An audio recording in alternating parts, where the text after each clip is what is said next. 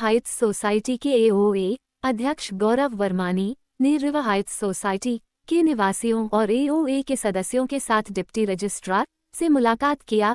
इस अवसर पर सोसाइटी के एओए अध्यक्ष गौरव वर्मानी ने मजबूती के साथ अपना पक्ष रखा और एओए में चल रहे आपसी विवादों का जल्दी से जल्दी निवारण कराने की अपील डिप्टी रजिस्ट्रार से किया। इसमें रिवर हाइट्स सोसाइटी में हमें शिकायत प्राप्त हुई थी कि एओए द्वारा सेक्रेटरी और ट्रेजरर को बिना नियमानुसार पद से हटा दिया गया है। इस संबंध में जो उनके एओ के प्रेसिडेंट हैं उनसे जवाब मांगा गया है। दोनों पक्षों को सुन के उसके बाद जो नियमानुसार हो गया वो निर्णय ले लिया जाएगा। इसमें बैंक के खाते ऑफिस के द्वारा सीज नहीं किए क्योंकि इनके यहाँ पदों का विवाद हो गया, इस वजह से बैंक ने खाते सीज किए हैं और उसमें भी अभी कोशिश की जा रही है कि जल्दी से जल्दी निराकरण करा दी जाए इसका। नहीं, अगर वो इनकी तरफ से अभी पिछली बार भी बिजली के बिल को लेकर समस्या आई गई थी, उसका भी निदान कर दिया गया था और आगे कोई अगर समस्या लेके आते हैं तो उसका भी निदान कर दिया जाएगा। नहीं, सोसाइटी में पानी भरा हुआ है जो भी है वो तो अपना एओ अपने स्तर से कार्रवाई करके उसका निदान कराएगी। ये लगभग कितने दिनों में समस्या का समाधान आपके माध्यम से दोनों पक्षों को सुनेंगे आप? दोनों पक्षों को सुनते हुए एक सुनवाई में करीब आप समझिए कि एक हफ्ते में निदान कर दिया जाएगा इसको। और हमारे साथ सभी हम 10 लोग चुने गए थे 23 फरवरी 2025 में इलेक्शन जीतने के बाद। 8 साल से जो इस सोसाइटी को चला रहे थे सुबोध त्यागी जी और उनके पैनल को हराते हुए हम लोग 23 फरवरी 2025 में आए हैं।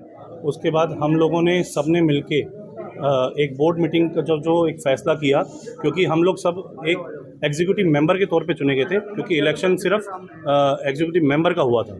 उसके बाद हमारी बोर्ड मीटिंग हुई।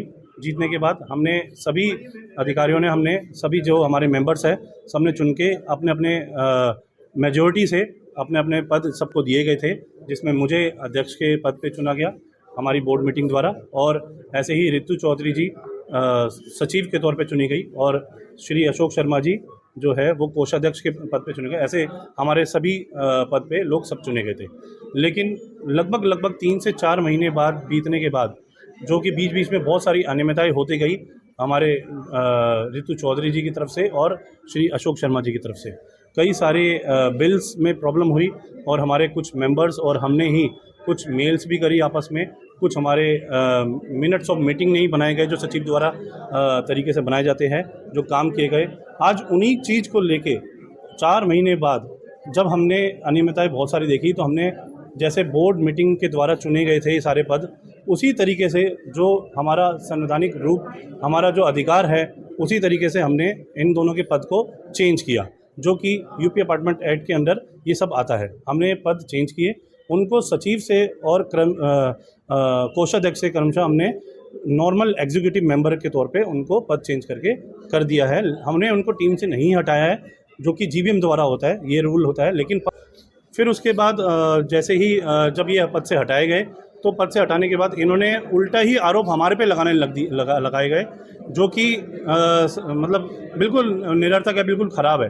क्योंकि पद अधिकारी भी यही है दोनों और यही दोनों मैंडेटरी सिग्नेटरी भी है बैंक में, जो कि ये खुद डीआर पे एक लेटर दे चुके हैं कि मेंटेनेंस फंड से त्यौहार क्यों मनाए गए, ये सब कुछ कैसे मनाए गए।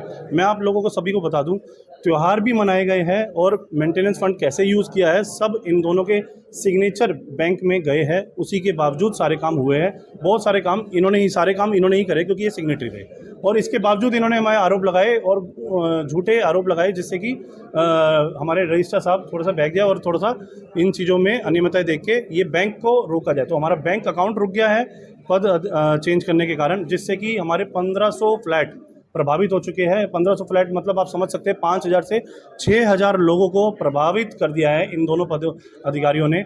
और रोज़ कुछ ना कुछ ऐसी चीज़ें हो रही है जिससे कि हमारा सारा सोसाइटी पूरे मतलब एक तरीके से अंधेरे में आ चुका है। डिप्टी रजिस्ट्रार साहब ने हम कानूनी तौर पे हम उनको भी अपना फैसला सुनाने में समझते हैं कि वो बिल्कुल न्यायपूर्वक अपना न्याय सुनाएंगे। और उन्होंने पिछले 2 दिन पहले भी, जैसे कि ब्लॉक था, सीज था अकाउंट हमारा, बैंक का अकाउंट से पेमेंट रिलीज़ करने के लिए इलेक्ट्रिसिटी का, जो कि 30 तारीख लास्ट डेट थी, उन्होंने पास किया कि मेजॉरिटी के तौर पे अगर 7 से 8 लोग मेजॉरिटी पे अगर इसको ओके करते बोर्ड ऑफ रेजोल्यूशन, जो कि बैंक भी कहता है कि बोर्ड ऑफ रेजोल्यूशन से अगर 7-8 लोग पास करा जाए तो वो बिल पास हो सकता है, क्योंकि सोसाइटी नहीं रुकनी चाहिए। इसी प्रकार आज भी हमें आश्वासन दिया है डीआर साहब ने कि इसी प्रकार से आज भी एक लेटर दिया जाएगा हमें कि बैंक से अब कोई भी काम नहीं रुकेगा। इन्होंने हमें शाम तक का समय दिया है कि हम एक लेटर आपको जरूर दे देंगे कि आपका बैंक अकाउंट कहीं पे रुकेगा नहीं और वो आपका सुचारू रूप से पूरी सोसाइटी चलती रहेगी। सोसाइटी के विवाद में माननीय डिप्टी रजिस्ट्रार जी के यहाँ हमने मिलकर अपना पक्ष रखा है। सोसाइटी की करीब 100 महिलाएं हमारे साथ आई हैं, क्योंकि ये सब लोग परेशान हैं। हम आज एक भी पैसा निकाल नहीं पा रहे हैं बैंक से। माननीय डिप्टी रजिस्ट्रार ने कुछ 2 लोगों की कंप्लेंट पे हमारा बैंक अकाउंट जो बंद किया है, उसी के तथ्य में सारे तथ्यों को लेकर उनके सामने आए थे कि इस तरह किसी भी एक पक्ष को सुन के एक तरफा कार्रवाई करने से, बैंक बंद करने से हमारी सोसाइटी पूरी तरह प्रभावित हो गई है। और सोसाइटी में करीब 250 लोग काम करते हैं। जो त्यौहार आने वाले हैं उन्हें सैलरी या पैसा नहीं मिलेगा, वो सब धरने पर बैठ जाएंगे और सोसाइटी नहीं चल पाएगी। तो डिप्टी रजिस्ट्रार जी को हमने यही रिक्वेस्ट किया है कि किसी भी तरीके से बैंक अकाउंट फंक्शनल रहने दें और जो हमारे कार्य हैं वो होते रहें। बाकी जो विवाद है वो चलता रहेगा, विवाद होते रहते हैं, सुलझते रहते हैं।